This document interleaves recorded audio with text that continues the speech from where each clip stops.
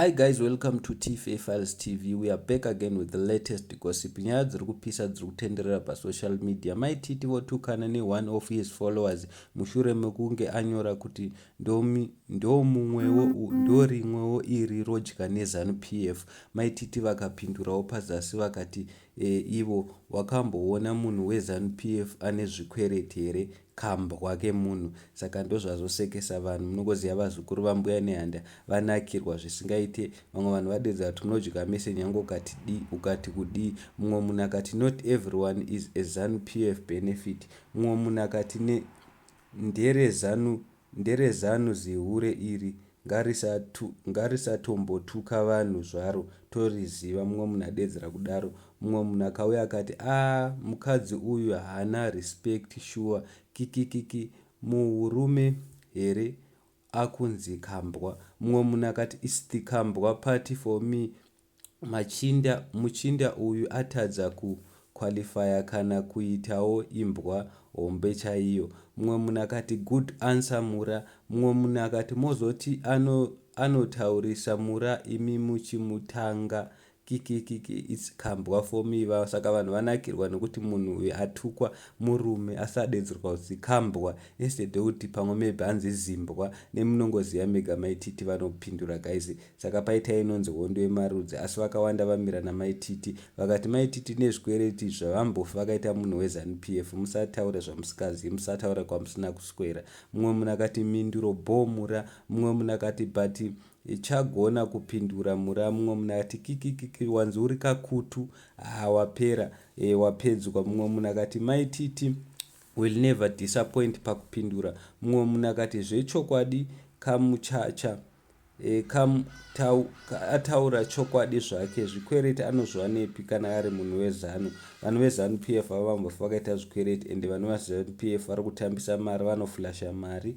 Hatidi kutaura zvedu too much asi mese munongovaziva. Siya 999 naMai Titi. Mumwe munhu akati vanhu vakatsamwa nejazira zveshuwa, tambai mushe tambirai kure. Mumwe munhu akauya akati dai vasina kupaparika vachitodyawo mari yacho. Zviruva Mai Titi zvikunzi vakaita dzungu, saka dai vava vasina dzungu dai vachitodyawo mari yezanu. Mumwe munhu akati love you mura uri bus stop chaiyo unogona kupindura. Mumwe munhu akati it's kambwa for me ndokandipedza kunzi kambwa iwo uri zimurume rese iri. Hai Mai Titi jealous down munotaurisa. Mumwe munhu akati uyu munhu nemafollowers ake anopenga, ari kureva Mai Titi nemafollowers wake.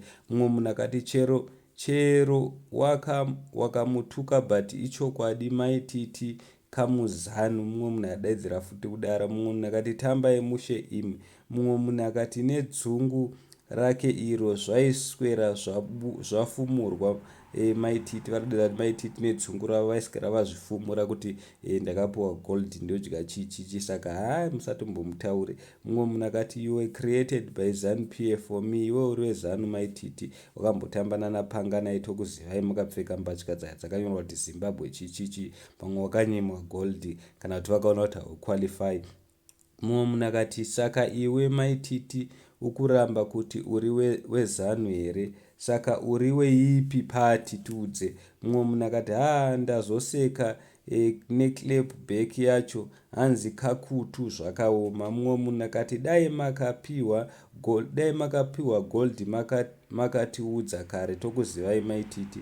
Mumwe munhu akati panganai ndo mahure eZanupf not Mai Titi. Mumwe munhu akati kambwa chaiko zvimwe zvoda common sense. Saka vamwe vanhu vamira naMai Titi vadedzera uri kukambwa chaiko iwe murume iwewe. Enda unotsvaga basa usiyane nemakuhwa ausingazivi. Mai Titi havambofa vakaita kamuzanu ivo vane zvikwereti. Mumwe munhu akati Mai Titi vaive vari vezanu, vanogona kunge vari vezanu asi nenyaya yekuti vanopaparika vane mawara havana kuqualifya panyaya yegold. So guys, I don't know kuti unoti kudi vanhu vakatsamwa kunze uku since pakabuda documentary iya iri kutaura nezvokuti gold riri kubiwa sei. Nemunongoziva mega zviri kunzi vana Hubert Angels, vana Passion Java, vana ED vakawanda. The list goes on. Zviri kunzi ndo vari kuba gold vachiita sei vachidya zvavo mari vachiita zvavo vachitadza kuti vagadzirise nzira.